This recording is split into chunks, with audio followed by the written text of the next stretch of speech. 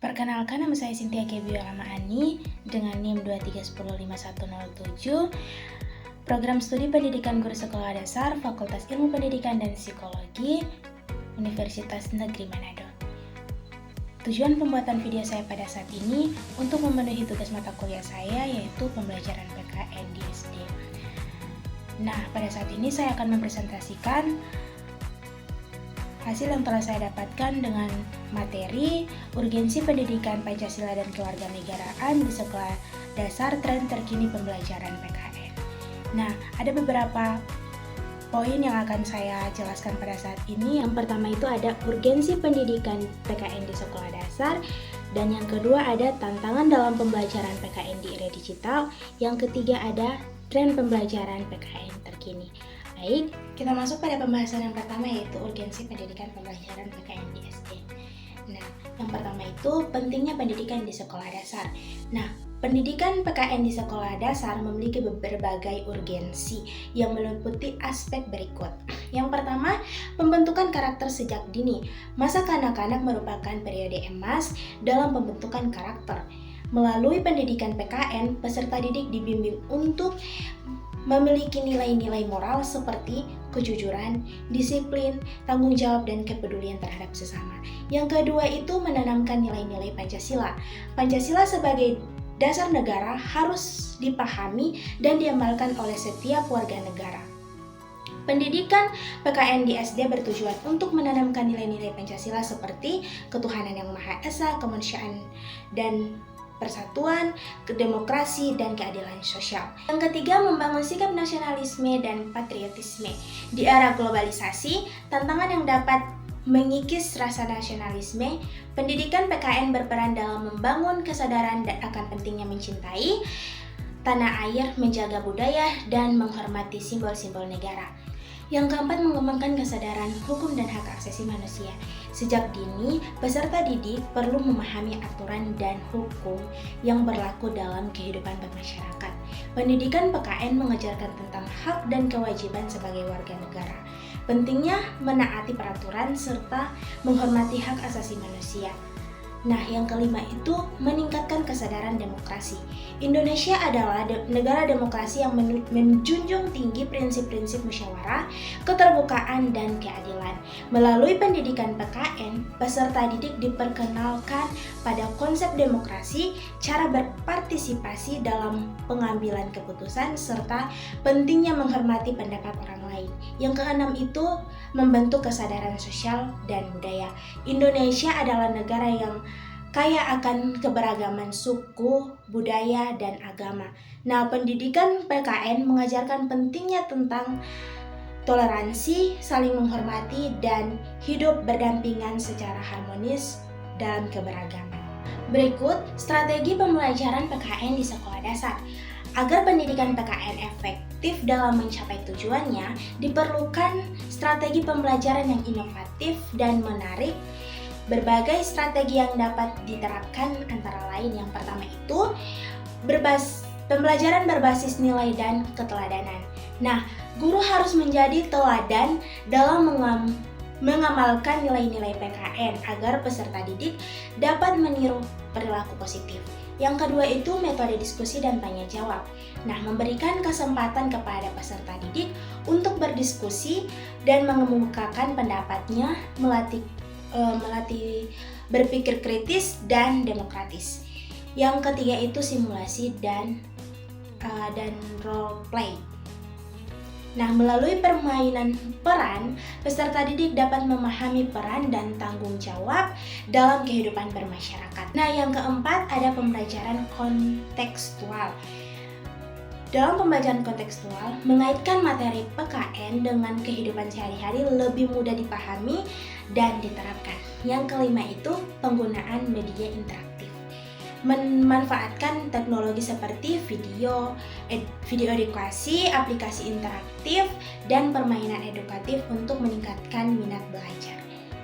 Kita masuk pada poin yang kedua, yaitu tantangan pembelajaran PKN di era modern.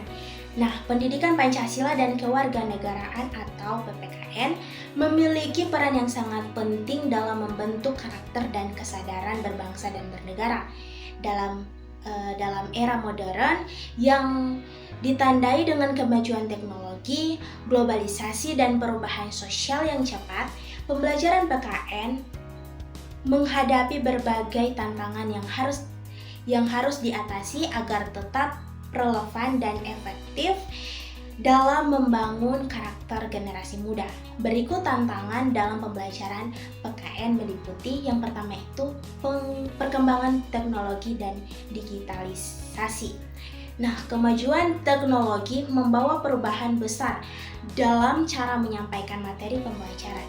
Guru tidak lagi menjadi satu-satunya sumber informasi karena siswa dapat mengakses berbagai sumber belajar secara daring. Tantangan yang muncul meliputi yang pertama itu kurangnya literasi digital siswa dan guru dalam memanfaatkan teknologi untuk pembelajaran PKN. Yang kedua itu potensi penyebaran informasi yang tidak akurat atau hoaks yang dapat mempengaruhi pemahaman siswa terhadap nilai-nilai kebangsaan. Yang kedua itu globalisasi dan tantangan identitas kebangsaan. Nah, globalisasi membawa pengaruh budaya asing yang dapat mempengaruhi identitas nilai-nilai kebangsaan siswa. Beberapa dampak yang muncul diantaranya yaitu yang pertama lunturnya rasa nasionalisme akibat pengaruh budaya global yang lebih menarik bagi generasi muda. Yang kedua itu perubahan gaya yang lebih individualistik. Yang ketiga, tantangan dalam menanamkan nilai Pancasila di tengah arus globalisasi yang semakin kuat. Yang ketiga, perubahan sosial dan tantangan moral. Nah, masyarakat modern mengalami perubahan sosial yang cepat, yang seringkali membawa dampak terhadap moral dan etika generasi muda. Tantangan dalam aspek ini meliputi yang pertama itu meningkatnya kasus intoleransi dan radikalisme di kalangan pelajar akibat kurangnya pemahaman terhadap kebinekaan dan toleransi. Yang kedua itu perubahan media sosial yang dapat membentuk opini dan sikap siswa terhadap isu-isu kebangsaan baik secara positif maupun negatif. Yang ketiga itu menurunnya kepedulian sosial akibat dominasi budaya digital yang mendorong individualisme. Nah, poin keempat itu metode pembelajaran yang kurang menarik. Nah, pendekatan pembelajaran PKN yang masih konvensional dapat membuat siswa kurang tertarik. Tantangan yang sering dihadapi meliputi yang pertama itu penggunaan metode ceramah yang kurang interaktif dan membuat siswa pasif. Yang kedua, kurangnya keterlibatan siswa dalam pembelajaran berbasis proyek dan diskusi yang dapat meningkatkan pemahaman dan keterampilan berpikir kritis. Yang ketiga, minimnya penggunaan media dan teknologi digital dalam pembelajaran yang dapat membuat materi lebih dan relevan dalam kehidupan siswa. Kita masuk pada poin yang ketiga yaitu tren terkini dalam pembelajaran PKN. Nah, pendidikan Pancasila dan Kewarganegaraan atau PPKN merupakan mata pelajaran yang bertujuan untuk membentuk karakter, sikap, dan pemahaman siswa mengenai nilai-nilai kebangsaan, demokrasi, hak asasi manusia, serta peran mereka sebagai mereka dalam masyarakat. Nah, seiring perkembangan zaman, pendekatan dalam pembelajaran PPKN juga mengalami perubahan. Nah, tren terbaru dalam pembelajaran PKN lebih menitik beratkan pada penggunaan teknologi, pendekatan berbasis proyek, dan penguatan nilai-nilai kebangsaan dalam konteks global. Berikut tren terkini pembelajaran PPKN. Yang pertama itu ada pembelajaran berbasis teknologi digital. Nah, teknologi telah menjadi integral dalam pendidikan, termasuk dalam pembelajaran PPKN. Tren terkini mencakup yang pertama itu e-learning dan LMS atau Learning Management System. Platform seperti Google Classroom digunakan untuk memfasilitasi pembelajaran daring, dan ada juga pemanfaatan multimedia interaktif, video, animasi digunakan untuk menjelaskan konsep-konsep PPKN secara lebih menarik. Yang kedua ada pendekatan pembelajaran sebagai proyek atau project based learning. Nah, model pembelajaran berbasis proyek mendorong siswa untuk terlibat dalam kegiatan yang menuntut pemecahan masalah nyata. Contohnya, pembuatan konten digital. Nah, siswa membuat video, vlog, atau podcast tentang nilai-nilai kebangsaan dan demokrasi. Yang kedua itu simulasi sidang parlemen. Siswa berperan sebagai anggota parlemen dan mendiskusi suatu undang-undang. Yang ketiga itu proyek sosial. Melakukan kampanye kesadaran sosial seperti toleransi dan anti korupsi di lingkungan sekolah dan masyarakat. Yang ketiga itu ada model pembelajaran kolaboratif dan interaktif. Model ini menekankan kerjasama antara siswa dalam memahami konsep-konsep PPKN melalui diskusi dan eksplorasi bersama. Nah, beberapa model yang digunakan, yang pertama itu diskusi kelompok berbasis kasus.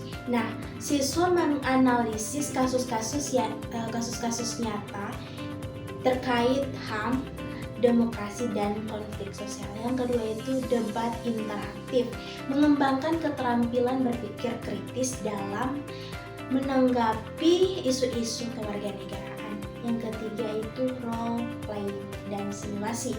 Misalnya simulasi pemilu atau sidang pengadilan untuk memahami proses demokrasi.